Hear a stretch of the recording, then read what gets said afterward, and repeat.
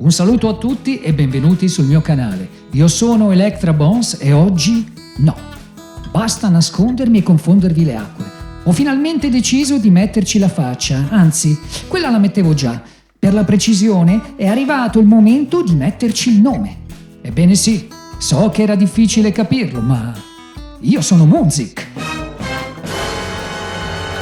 E così oggi mandiamo Electra Bones in pensione con la paga minima perché di contributi ne ha versati veramente pochi. Ma bando alle ciance! Oggi voglio parlarvi di una delle stelle più brillanti del tennis italiano, un atleta che con la sua determinazione, il suo sorriso e la sua grinta ha saputo conquistare il cuore di milioni di appassionati.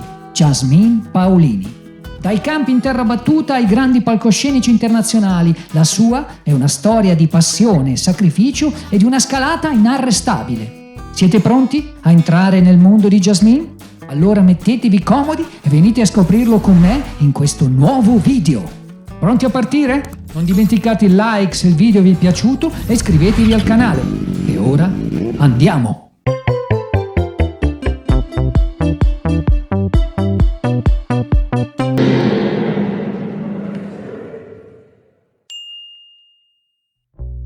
Jasmine nasce a Castelnuovo di Garfagnana, un piccolo comune in provincia di Lucca, il 4 gennaio 1996 da una famiglia di origini miste. Ugo, padre italiano, e Jacqueline, madre di origini polacche e ghanesi. Questa multiculturalità sarà uno dei tratti distintivi della sua persona e avendo frequentato spesso da giovanissima la terra d'origine della madre, Jasmine padroneggerà molto bene anche la lingua polacca. Come molti atleti professionisti, Jasmine iniziò a giocare a tennis in tenera età. L'amore per la racchetta nacque incoraggiata dal padre e soprattutto influenzata dalla passione per questo sport dello zio Adriano. Non fu una forzatura, ma un'attrazione naturale, in un ambiente che le permise di coltivare questo interesse senza alcun obbligo. I suoi primi passi nel mondo del tennis li muoverà all'età di 5 anni al Tennis Club Mirafiume di Bagni di Lucca, a pochi chilometri da Castelnuovo di Garfagnana, dove imparerà le basi del gioco sotto la guida dei primi maestri. La Jasmine bambina era caratterizzata da una grande energia e vivacità. Sul campo da tennis, questo vigore si traduceva in una costante voglia di correre, di arrivare su ogni palla e di non mollare mai. Anche se la sua statura non era e non è imponente, ha sempre compensato questo limite con una velocità di gambe eccezionale e una determinazione fuori dal comune. Il suo gioco si è poi evoluto al Centro Tennis Lucca a Vico Pelago, o Vico Pelago, non saprei, dove continuò a crescere sotto la guida di tecnici più esperti. Questo passaggio fu cruciale per affinare la tecnica e iniziare a confrontarsi con un livello di gioco più elevato, ponendo così le basi per la sua futura carriera agonistica. A proposito dei tornei nazionali Under 12 e 14, il padre ricorda bene la sorpresa di avversari e addetti ai lavori nel notare una ragazza, nata tennisticamente in un piccolo circolo, superare i rivali con un'alta preparazione alle spalle. Non sapevano nemmeno dove fosse Bagni di Lucca.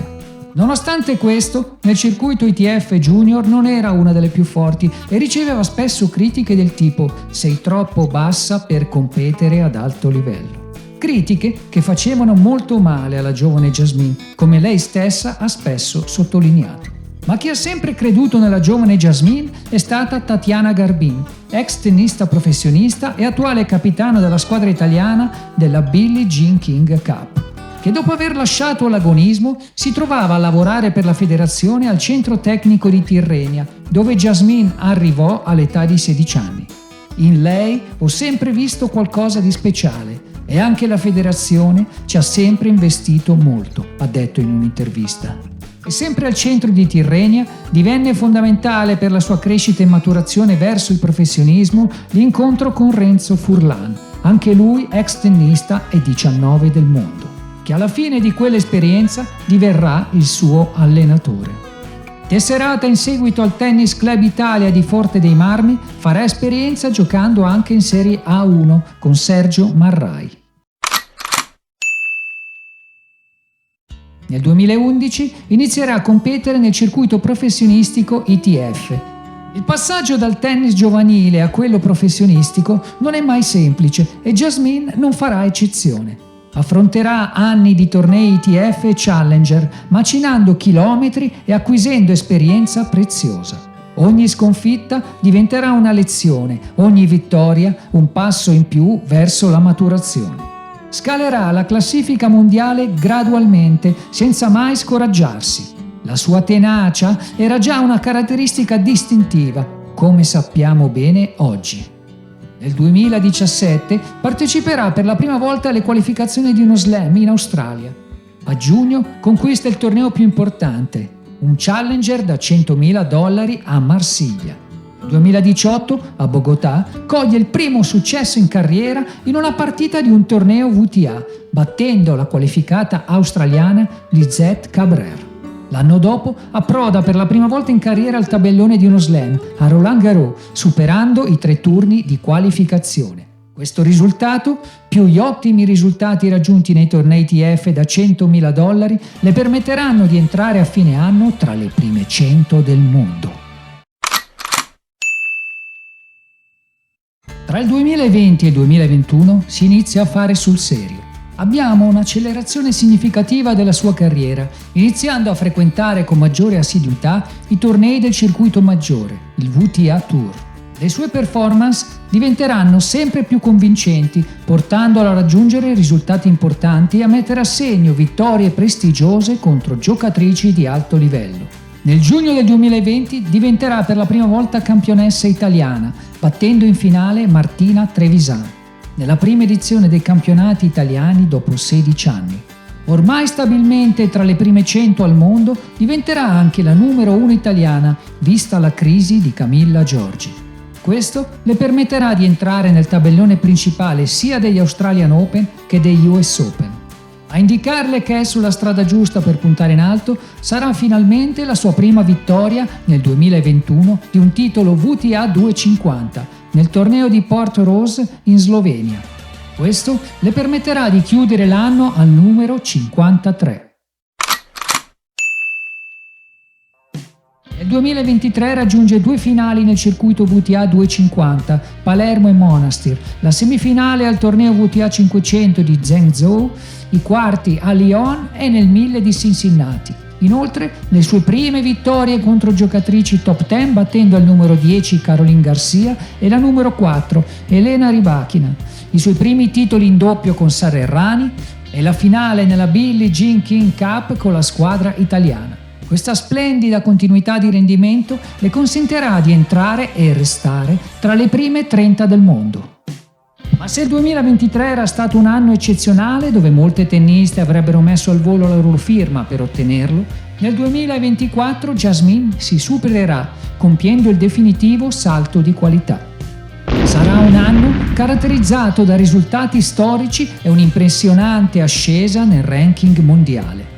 Arriverà finalmente la vittoria a Dubai nel suo primo titolo WTA 1000, battendo in finale Anna Kaniskaya, ex fiamma di Sinner, e diventando la terza italiana nella storia a vincere un torneo di questa categoria, dopo Flavia Pennetta e Camilla Giorgi. Vincerà in doppio con Sara Errani il torneo WTA di Roma e raggiungerà 2 finali slam nello stesso anno in singolare, la prima italiana della storia a riuscirci in 2 slam differenti. A Roland Garros dovrà cedere il passo alla fortissima Swiatek e nella seconda finale a Wimbledon perderà in 3 set contro Barbora Krejcikova.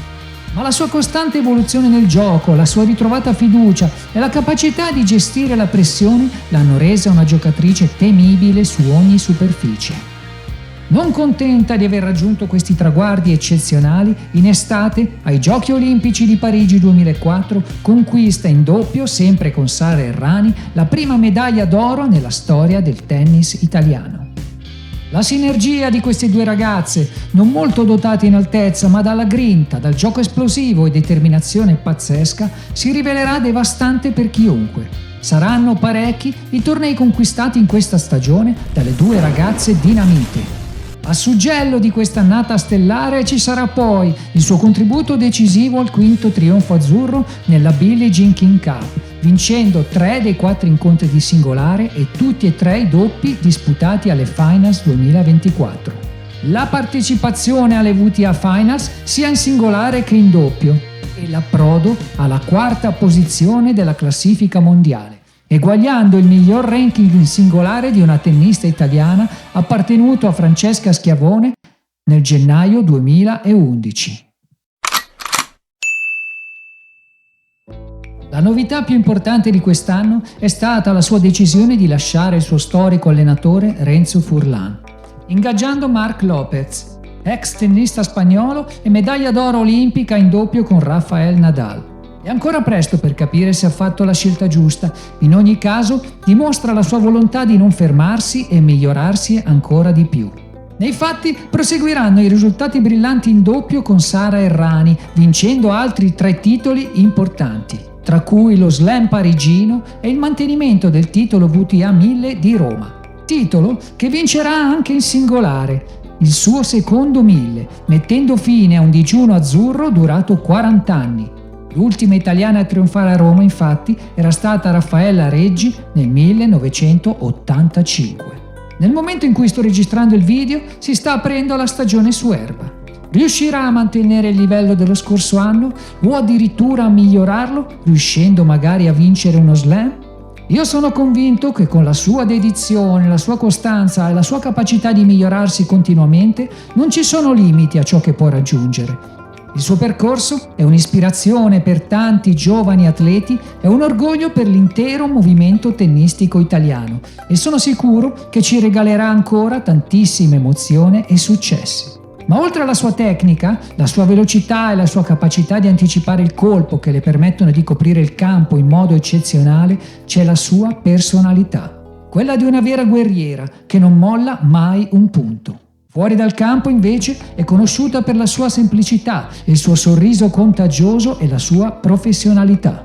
Un esempio di come si possa raggiungere il successo mantenendo umiltà e autenticità.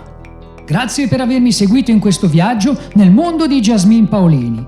Se il video vi è piaciuto, lasciate un like, iscrivetevi al canale e fatemi sapere nei commenti cosa ne pensate di questa straordinaria atleta. Munzik vi saluta. Stay tuned, stay curious.